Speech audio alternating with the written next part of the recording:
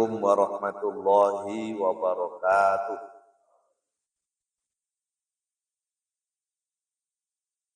Alhamdulillahirabbil alamin. Asyhadu an la ilaha illallah wahdahu la syarikalah wa asyhadu anna Muhammadan abduhu wa rasuluh. Allahumma shalli wa sallim wa barik ala nabiyyina Muhammadin wa ala alihi wa ashabihi wa man tabi'ahum bi ihsanin ila yaumiddin. Ya ayyuhalladzina amanu ittaqullaha haqqa tuqatih wa la tamutunna illa wa antum muslimun. Alhamdulillah, Bapak Ibu hadirin jamaah salat maghrib yang dirahmati dan dimuliakan Allah Subhanahu wa taala. Kita bersyukur pada Allah, mudah-mudahan di bulan Dzulqa'dah ini kita semua tetap dalam lindungan Allah Subhanahu wa taala dan selalu diselamatkan dengan iman dan istiqomah. Dan mudah-mudahan 3 bulan ke depan, Dzulqa'dah, Dzulhijjah, Muharram, yang kita kenal dengan bulan-bulan haram, kita tambah giat, tambah semangat dalam beribadah, beramal soleh, karena ibadah dan amal soleh di dalamnya akan mendapatkan pahala yang berlipat. Salam dan sholawat mudah-mudahan Allah dibacurkan kepada Rasulullah Shallallahu Alaihi Wasallam. Kita lanjutkan pada bab berikutnya setelah bab ilmu, masuk kitab Thaharah dan beberapa penjelasannya. Masih tetap di Kitabul Jami' karya Imam Ibnu Hajar Al-Asqalani. Bismillahirrahmanirrahim. An Abi Hurairah radhiyallahu anhu anna Rasulullah sallallahu alaihi wasallam qala, bahwasanya Rasul SAW bersabda, ittaqul la'inain, takutlah kalian terhadap 2 hal yang membawa laknat. Al-la'inain, sesuatu yang mendatangkan laknat dari Allah Subhanahu wa taala. Qalu, mereka berkata, wa man la'inani, wahai Rasulullah, apa yang dimaksud dengan 2 hal yang membawa laknat itu? Qala Rasulullah SAW, yang dimaksud dengan la'inaini, 2 yang mendatangkan laknat itu adalah 1, alladzi yatakhalla fi turuqin nas, orang yang mendatangkan laknat atau orang yang dilaknat Allah Ta'ala adalah orang yang buang hajat di tempat berteduh manusia. Di tempat itu banyak orang singgah, banyak orang berteduh, banyak orang duduk, banyak orang mampir. Tapi dia buang air, buang hajat di tempat itu.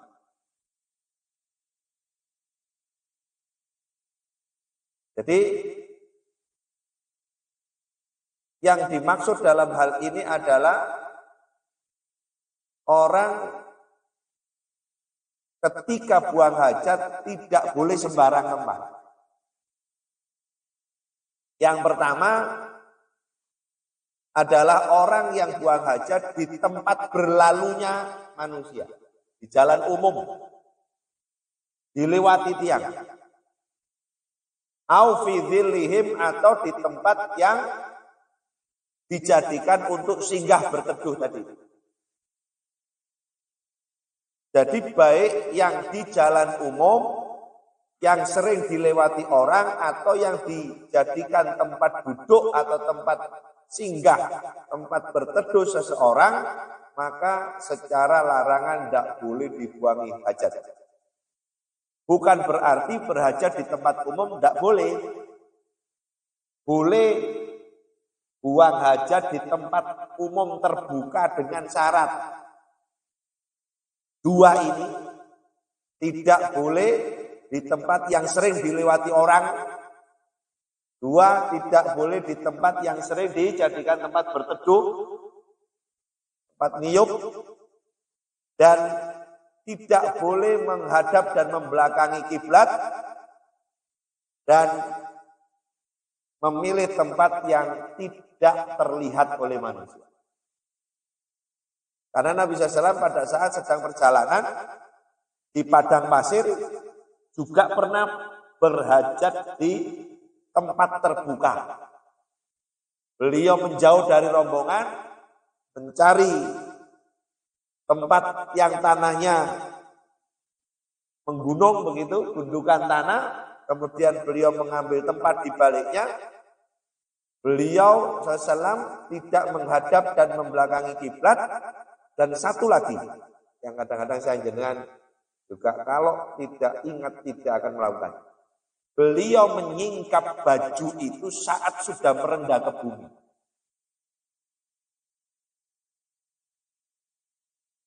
Saat mau merendah ke bumi baru bajunya disingkap. Bukan pas berdiri walau disingkap. Kira-kira. Nah ini artinya apa? Satu, ini adab bersedang berhajat, buang hajat itu. Yang kedua, ini ada larangan. Larangannya apa? Terancam dengan laknat. Laknat bagi siapa yang buang air di tempat umum, di tempat lalu lalang orang. Yang kedua, di tempat yang digunakan untuk duduk-duduk atau singgah. Jangan tinggali. Tinggal tempat-tempat tahu kadang-kadang. Ya, ada orang sembarangan di trotoar-trotoar yang di situ banyak orang lalu lalang. Kenapa tidak milih ke toilet, ke kamar mandi? Masjid kah, musola kah? Atau konten umum bayar. Andai kan tidak bayar ya itu tadi. Andai kan terpaksa, mohon maaf, nggak kuat nahan, ya jangan di tempat itu. Karena tempat itu akan mendatangkan laknat dari Allah Ta'ala. Ini sebuah aturan yang tidak ngaji ya tidak ngerti. Yang sudah ngaji tapi tidak memahami, tidak menjalankan, ya pasti akan terjadi. Makanya saya menjenengan, kalau sudah mengerti, mendalam ilmunya, ini pasti otomatis. Bukan kita tidak mau, dan bukan kita tidak tahu, tapi kita berposisi apa yang mungkin dibenarkan dan apa yang mungkin dilarang. Yang benar kita jalani, yang dilarang kita jauh. Ya seperti tadi. Jadi beda kaidahnya ketika masuk kamar mandi. Yang ada penutupnya. Ini di tempat terbuka. Bukan berarti kemudian tidak boleh buang hajat di tempat terbuka. Bukan. Karena pada saat orang itu sedang perjalanan, apalagi perjalanan di zaman Nabi, di tengah-tengah padang pasir kan tidak mungkin. Sampai suatu ketika sahabat Anas bin Malik menyampaikan bahwa Nabi SAW pada saat sedang safar itu, pada saat beliau berhajat tidak menemukan air, maka beliau lakukan istijmar, bebersih dengan batu. Kalau istinja bebersih dengan bilma, dengan air. Ketika tidak ada air maka istijmar, yakni menggunakan itu artinya tetap kesucian adalah sebuah prioritas dalam hidup. Innallaha yuhibbut tawwabina wa yuhibbul mutatahhirin. Sesungguhnya Allah Maha senang kepada orang-orang yang membersihkan diri dari dosa, yakni bertobat, wa yuhibbul mutatahhirin, dan orang senang kepada orang yang membersihkan diri dari najis dan kotoran. Maka inilah yang kemudian masuk bahwa kaidah bersuci ada ancaman. Jangan buang air di sembarang. Wa an Hudzaifah bin Usaid radhiyallahu anhu anna Rasulullah sallallahu alaihi wasallam qala: Man adzal muslimina bi turuqihim. Barang siapa yang menyakiti, membuat susah orang muslim di jalan-jalan mereka, wajaba alaihi laknatuhum, maka dia layak mendapatkan laknat dari manusia. Jadi terhadap jalan kita tidak boleh membuat orang susah. Entah susah dengan kotornya, susah dengan baunya, susah dengan gangguannya. Maka terhadap jalan ini seorang hamba Allah yang beriman tidak boleh kemudian membuat gangguan kepada orang lain. Ojo liwat kono, ambune gak enak. Ojo liwat kono, dalane jeblong-jeblong. Jadi dalane jeblong kabeh terus. Ya. Kayaknya begitu. Jadi ini yang kalau kemudian kita ketahui bahwa jangan sampai membuat susah orang iman, orang Islam dalam urusan jalan, sampai begitu. Dalam urusan jalan. Makanya sanjana suatu saat kalau punya hajat, ya dipikir-pikir mau nutup jalan itu. Kalau nutup jalan ya tetap dikasih jalan, kira-kira begitu. Kalau nutup jalan kemudian nggak dikasih jalan, lah jalannya ada 5, nutup semua, kira-kira gitu. Ya, ini biasanya nih, pas musim 17-an. Pas 17-an, pas hajatan. Saya pernah ping 5 itu. Duk ping 5 itu. Padahal kajengi walimah iki yo ya. Enten malih suatu saat wis kadung mlebu gak iso metu. Nek wis kadung metu gak iso mlebu, soalnya ketutup dile. Nutupe kapan? Marisa. Sing mulene marisa gak iso mlebu. Ngono lho. Sing kate metu marisa gak iso metu. Kadung ketutup. Kadang nutupi ambek nomor ondo kali pring kali, waduh, balik, bisa liwat balik. Ya. Tapi ada satu lagi yang saya dengan mestinya harus memberikan jalan, tapi jalan itu dikhawatirkan berbahaya. Wis aja liwat kono Pak, jeblok kabeh timbangane tiba, pinginane ana sing tiba mati. Ya. Wis aja liwat kono, pinginane wong tiba nek kono mati. Orang kan akhirnya tahu. Itu hati-hati. Kan yang wenang atau yang ngurusi seperti itu jangan sampai kemudian dilaknat oleh Allah Taala. Wa an Abi Hurairah radhiyallahu anhu qala Rasulullah sallallahu man lam yastaqbil qiblata wa lam yastadbirha fil ghaiti. Barang siapa yang tidak menghadap kiblat dan yang tidak membelakanginya fil ghaiti ketika ia buang air besar, kutiba lahu hasanatun, maka ditulis untuknya atau baginya satu kebaikan. Wa muhyat anhu sayyi'atun, dan dihapus satu kejelekan. Masya Allah. Jadi urusan buang hajat aja dapat pahala sebagaimana kita berangkat sholat. Gitu. Barang siapa yang berangkat sholat, setiap langkahnya satu langkah diangkat, derajat satu langkahnya lagi diampuni. Ini siapa saja yang kemudian diniatkan pada saat berhajat tidak menghadap kiblat dan tidak membelakanginya. Tapi dalam sebuah riwayat Nabi menyebutkan, jangan engkau menghadap kiblat dan membelakanginya saat buang hajat, tapi menghadap ke timur dan barat. Tuh, ini. Hadis ini muncul di Madinah. Hadis ini muncul di Madinah, bukan Modoai. Arah kiblatnya Madinah itu utara selatan. Jadi bukan arah angin. Posisi Madinah dengan Mekah itu apanya? Utara kiri. Berarti utara barat laut. Oke. Gitu. Utara kiri, utara Afrika. Kiri. Barat laut toh. Nah, sedangkan Indonesia dengan Mekah apanya? Timur? Kok timur barat itu? Kok timur laut?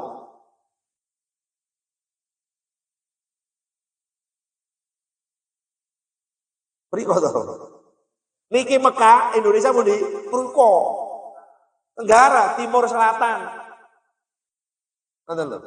Makanya menghadapnya kalau dari Sidoarjo dari arah barat bergeser ke utara 24 derajat. Itu arah kiblat. Mana arah barat? Mana arah barat?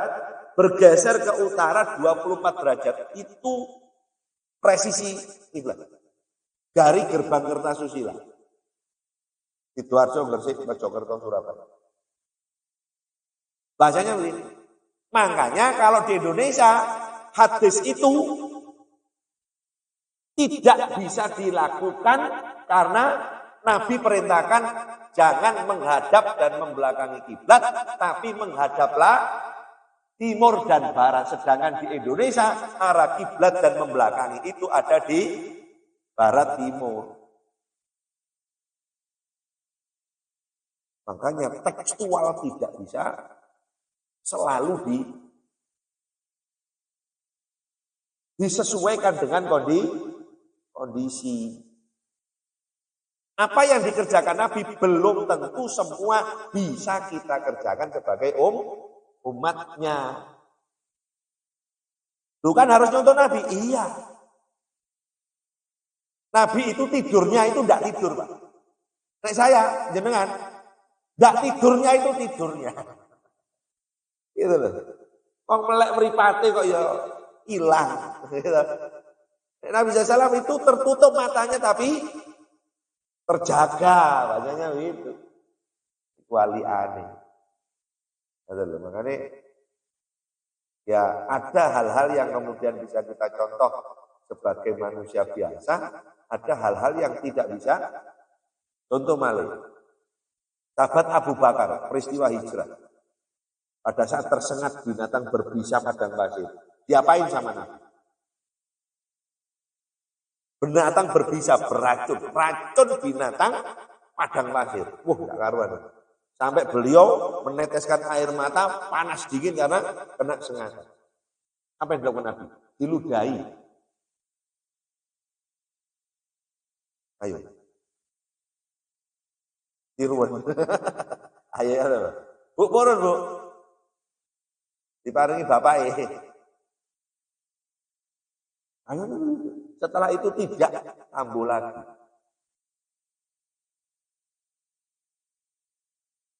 Bahasanya begitu. Sama dengan Nabi bercelak. Dan Nabi merintahkan celak.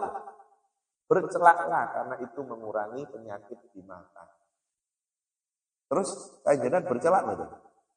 Celak anak dari wong wedok bukan. Itu perintah, tapi suatu saat perintah itu tidak sebagaimana perintah sallu kama ra'aitumuni usalli.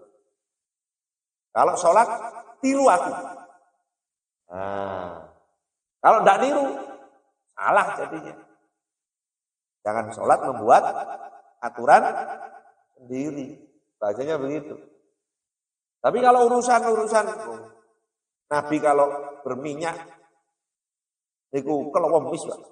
Sampai beliau pakai handuk di pundak ini supaya minyak rambutnya itu tidak netes membasahi baju. Bersisir sampai mengkilat. Kok jenengan tak tahu minyak itu. Ya, apa malih rambutnya terus gak butuh minyak. Kira-kira. Jadi Masya Allah terkait dengan, karena makanya ngapunten kadang-kadang urusan kiblat. Ini juga nasihat tapi tergantung hati. Hari ini Bapak Ibu, saya jenengan sholat itu kan menghadap kiblat. Wajah tu wajahiyah yang pakai doa itu kan. Bahkan jika kumta ila sholati fasfil wudu itu mastaqbil kiblat afakabir. Mau sholat itu sebagai syarat itu menghadap kiblat. Kalau tahu kiblat tidak menghadap kiblat maka tidak sah sholat. Lah kok sekarang gara-gara kamera kiblat di belakang.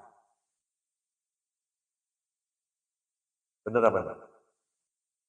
Kalau selfie, yang di belakangnya apa? Kalau foto, backgroundnya apa? Ka'bah itu apa? Kiblat. Apakah kiblat jadi background? Napa nek gak background Ka'bah niku gak dipercaya nek teko kono ngoten. Kula ben ate enten kula subuh. Tiang subuh, Mas. Delok ngomong itu. Goro-goro kamera itu. Kiblat sing mestine gawe ngadep salat, saiki diungkuri. Ditenono Mas ya. Ngoten. Sampeyan ojo koyo ngono. Ngoten. Akhire dalam rangka foto dokumentasi ini akhirnya boten, akhirnya kula mados berada di posisi berada di posisi belakangnya makam Ibrahim, tempat sholat sunnah setelah tawaf. Jadi menghadap kiblat, tapi view-nya kiblat dapat, Grand Zamzam dapat. Oh iki. Jenengan tingali. Niki kaum atas ini, kiblat. Foto bersama kiblat. Gelingnya ya pancet. Ditempel ini bisa nih ngomong. Bangga dengan background kiblat. Padahal kiblat untuk menghadap. Kita masuk ya. Betul itu hadis. Tapi kok yo temen kan kata nah. Gitu. Gua jelas dijak ngomong malah diplengosi kata ya. Kan ngomong Pak. Kan kata. Ini nah, ini kadang-kadang saya melihat kalau hari ini orang itu sibuk dengan sesuatu yang tidak apa-apa. Mubah. Tapi meninggalkan yang sunnah. Sibuk dengan perkara sunnah, meninggalkan yang fardu. Bahasanya, ini balik lagi, buang hajat aja jangan menghadap dan membelakang. Kan? Membelakanginya itu kena larangan. Lah kok foto sudah di pelatarannya Masjidil Haram jadi background, Grand Zamzam jadi background, pintu-pintunya Masjidil Haram tidak masalah. Tapi kadang-kadang Ka'bah itu tadi ya background. Mau menjenengan atas background itu purun. Pak gak dijak foto tapi digawe background. Ya background itu memperindah, tapi kadang-kadang apa yang kita jadikan. Makanya mungkin dari Riki, tapi kalau biar berangkat yang pertama biar nanti Pak. Mantan-mantan angsal peringatan itu betul wajib. Oke, rumongso mana ya mongso arah ngadep kiblat salat kok diungkuri. Kula supe tiyang tapi nasihat niku Mas. Wa Abdullah ibn Zaid ali Nabi sallallahu alaihi wasallam qala la yunqa baulun fi tastin fil bait. Nabi SAW bersabda, tidak boleh dikumpulkan air kencing itu di dalam tempat air di rumah. Apa maksudnya? Boten angsal buang air di tempat yang di situ ada air. Tidak boleh kencing di air menggenang. Tidak boleh kencing di situ yang ada airnya. Bacanya kan? Bahkan hadis Abu Hurairah, an-nahyu anil bauli fil ma'ir raqid.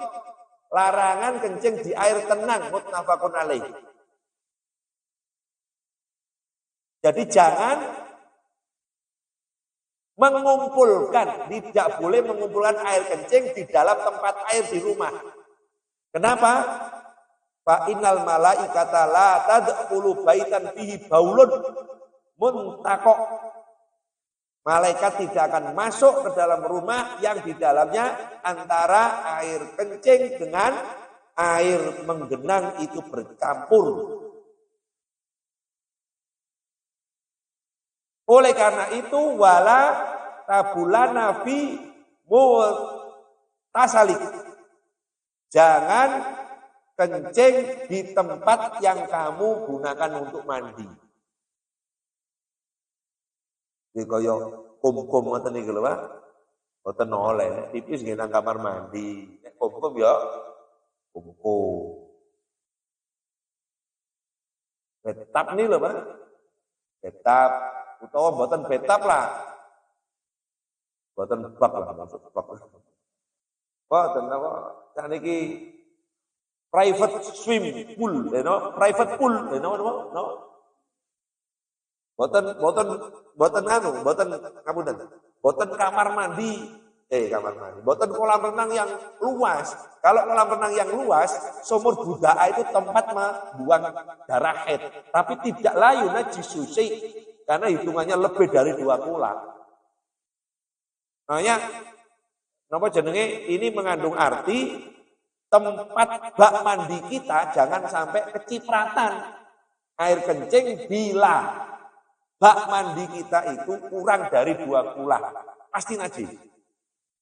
Jadi air yang debitnya kurang dari 2 kula itu jangan sampai kemudian kecipratan. Makanya hari ini yang pakai bak mandi atas itu jarang. Sekarang sudah biasa umum pakai tim.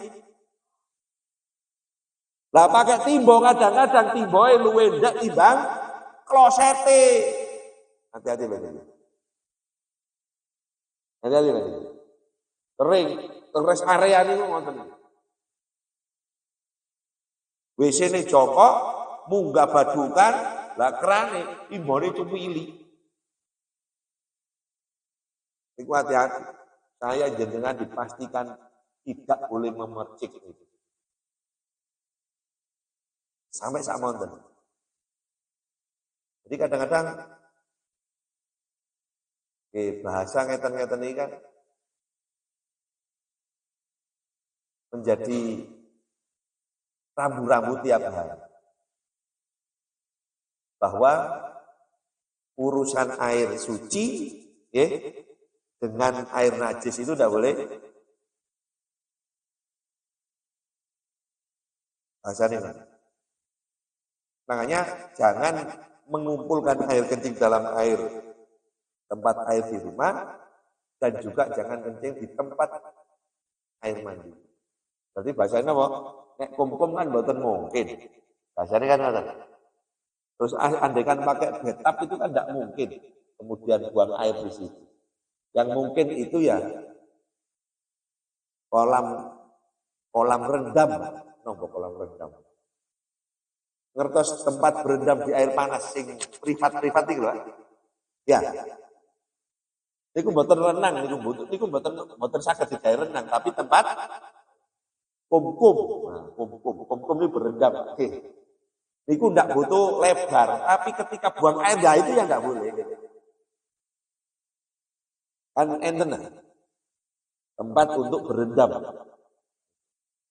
Kadang-kadang air hangat, kadang-kadang air es atau air yang rempah air terapi lah.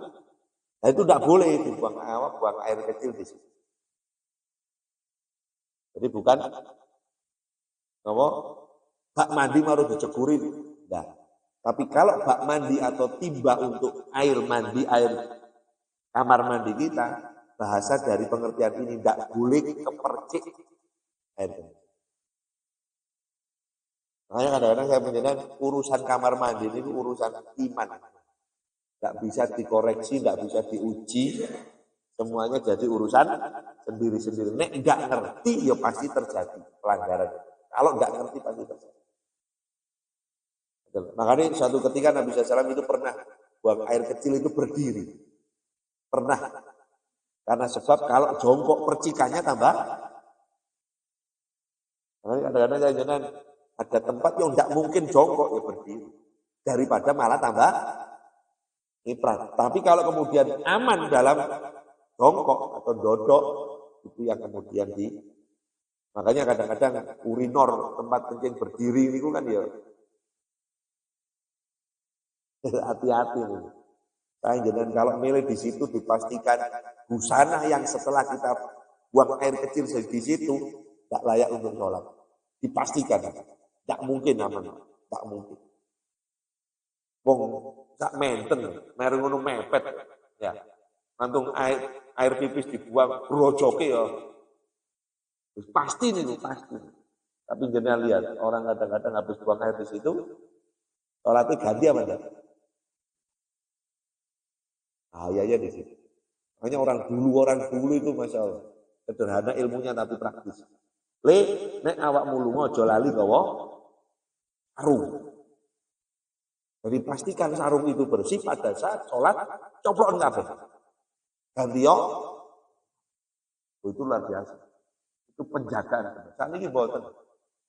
Yo gak sarungan, yo gak tau gawa sarung, pipis ya iku. Sholat yo gawe iku kan. Bahasanya kan begitu.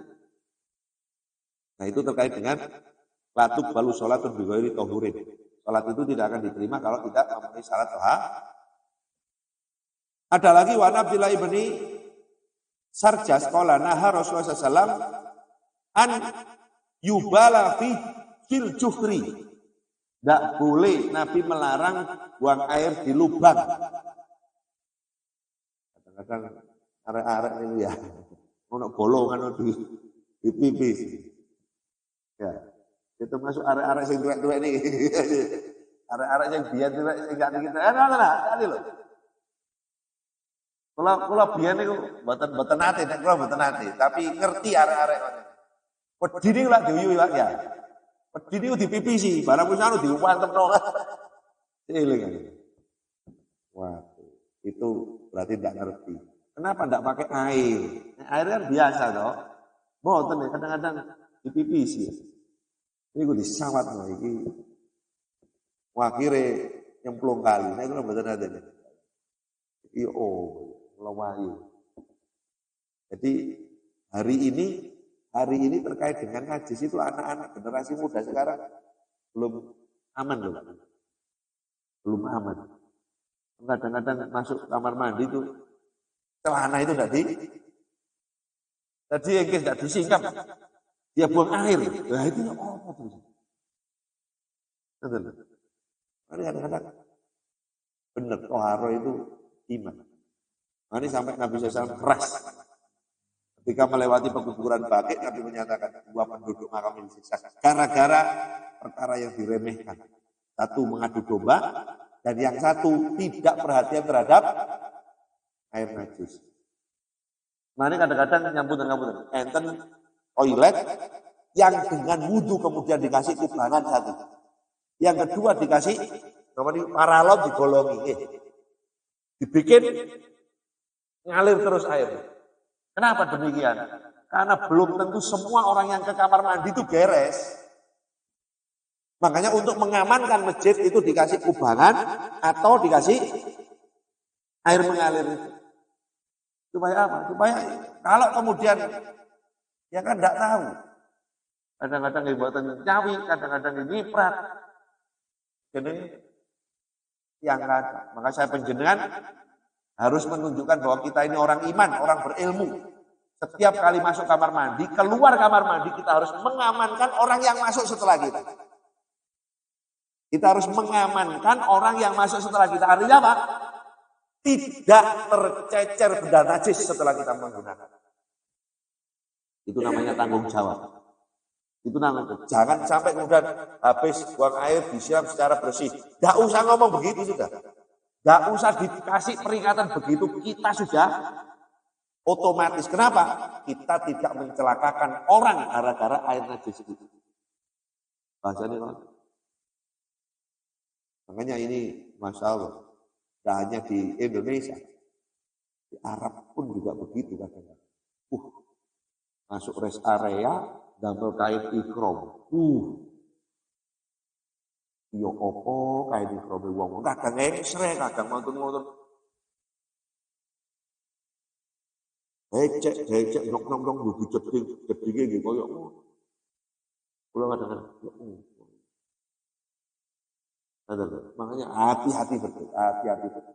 Apalagi saya sudah mulai konsentrasi itu mulai berkurang. Konsentrasi mulai berkurang. Ini urusan tohar. Urusan tohar itu tidak bisa dicek dan diperiksa, tidak bisa. Sholat kayaknya. Ayo sujud le, lo tak bener sujud. Ayo rokoknya kediluan. Kira-kira. Buang air. Suami yang betul nanti meriksa istri nih kita. Bu nanti diperiksa bapak ya bu. Betul nanti tau. Ya bu nanti jadi tak periksa ya, gak kira meriksa. Gak bisa. Dan ini urusan sendiri, urusan pribadi yang fatal kalau kita tidak ngerti. Fatal. Akibatnya kalau kita tidak kadang-kadang wis nikah mandi junub ya guys. Lari sak niku wis nikah mandi junub guys. Mandi head ya enggak bener. Wudu kadang-kadang ngapunten sikut sik garing. Sampai niku wis SMA Mas. Wudu sikut sik garing terus ya no. Berarti selama niki pun ngeten. Lha selama niki terus ngeten. Itu sih tahu. Yo ngono, sampai ngono. Kali iki kula panjenengan benar-benar perhatian. Termasuk nih kalau olah kota karena yukalu innaha masakinul jin. Kenapa kita tidak boleh buang air di lubang-lubang? Karena Nabi menyatakan itu tempat tinggalnya jin. Ini menunjukkan arti bahwa kita percaya dengan keberadaannya jin. Nabi SAW memerintahkan tidak boleh mengganggu tempat mereka. Dalam riwayat yang lain, Nabi pada saat istijmar bebersih pakai batu, ya. Kemudian di salah satunya itu ada yang kotoran membatu dan ada yang tulang membatu. Sudah membatu, sama-sama kelihatan batu. Oleh sahabat Anas dinyatakan yang satu ini disisihkan oleh Nabi. Padahal sudah membatu. Ditanya, wahai Nabi, kenapa ini kau sisihkan? Ini kotoran membatu, ini tulang membatu, itu makanan saudara kalian dari bangsa. Masuk makanannya didai, ngeresiki kotoran. Tunggalin ngapunten Bu, jangan sembarangan membuang air panas. Loh gimana caranya kalau memang itu adalah wastafel dan tempat membuang air panas? Guyurkan air dingin, sertakan air panas sehingga masuk itu tidak panas. Bahasa kita enggak tahu di situ ada siapa, enggak tahu. Tapi yakin kita lubang-lubang itu tempat satu dan bisa jadi ada binatang-binatang yang ada di situ. Jadi kalau air panas ya mantun gawe mie disaring, tarik banyune. Nah, banyune panas mboten. Ayo disiratno kadang-kadang. Digoyangno sinten. Coba kula jenengan purun disirati banyune mie. Umpama purun disirati banyune mie. Bengok-bengok lah. Itu loh sampai. Jadi bukan kita tidak ngurusi urusan jin, mereka ada tugas sendiri-sendiri, kita tugas sendiri, jin diciptakan juga ada tugas ibadah. Tapi dalam hal ini Nabi SAW mengatur, termasuk ketika masuk rumah baca bismillah, keluar rumah baca bismillah, supaya setan dari jin itu tidak menggoda kita. Masuk kamar mandi baca bismillah. Sebelum Allahumma inni a'udzubika minal khubuthi wal khaba'ith. Memang di situ tempatnya. Kenapa harus baca bismillah Nabi? Supaya mereka tidak mengakses melihat aurat. Jadi kita diperintahkan untuk yakin keberadaan mereka. Makanya kadang-kadang di rumah kita ya mesti ada. Jadi jangan sampai kemudian saya punya zikir untuk mengusir jin. No, mengusir jin. Jin ciptaan manusia. Apa ciptaan yang sama dengan manusia kan? Wa ma khalaqul. Tidak bisa kita mengusir. Tapi yang penting mereka tidak mengganggu dan menimbulkan keburukan untuk kita. Dan kita pun tidak membuat keburukan untuk mereka. Bahasanya begitu. Makanya hal-hal yang penting kadang-kadang enten yang pipi sembarang kemarin mantun perot. Itu ditewapuk kira-kira kan kadang-kadang kita tidak tahu. Itu omahe di PPC kan bener mawon. Coba kula jenengan Rumah kita ngoten-ngoten ngarepe pager di PPC tiang ya napa? Dituwapuk napa disawat bataku kira-kira. Kita bandemen malah disawat bataku. Itu. Sampai enten dalan niku dilarang kencing kecuali ngoten ya sik anu jane gak iso maca sik. Kan ngoten. Balik. Jadi makanya ilmu itu beda. Orang berilmu dengan kul hal yastawil ladzina ya'lamun wal ladzina la ya'lamun. Jadi orang berilmu, orang ngerti dengan orang tidak ngerti itu beda. Insya Allah niku masih tetap nanti dilanjutkan dengan kitab Toharoh. Tapi yang pasti kalau bisa lihat hati-hati apalagi saya sudah mulai usia senja, hati-hati terhadap air najis. Yang kadang-kadang ya kita pakai kloset duduk, ada kloset jongkok, terserah. Akan tetapi terhadap air najis itu juga sama-sama kita harus waspada, kita harus hati-hati karena resikonya itu bisa berlanjut sampai di alam kubur setelah melewati masa hidup kita. Kalau nanti saya ditanya, terus.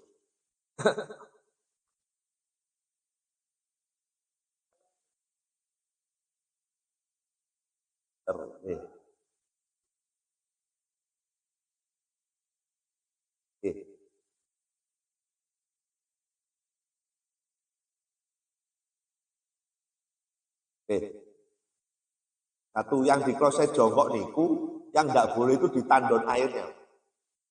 Kalau genangan air yang di kloset itu kan penutup bau itu. Makanya ketika habis buang air, biar disiram.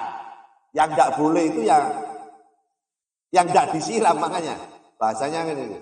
Yang tidak boleh itu yang tidak disiram. Kalau sudah disiram, tidak termasuk bahasa itu. Jadi yang tidak boleh itu yang ditandonnya. Kadang-kadang duko konten, duko panjane wong rodok setengah rolas kira-kira. Tandon di PPC ya. Tandon. Kan ada tandon itu yang tidak di atas toh. Ada kan tandon itu di bawah. Oh kan di PPC ya. Kamu apa? Gatel kabeh. Itu berarti kan tidak benar.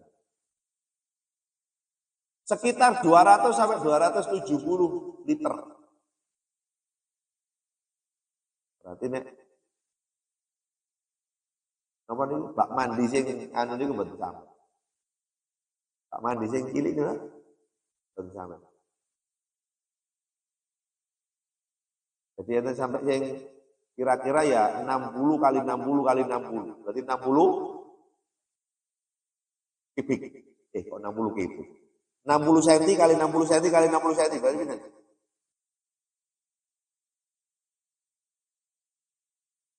Tinggi, panjang kali tinggi kali, panjang kali lebar kali tinggi, volume.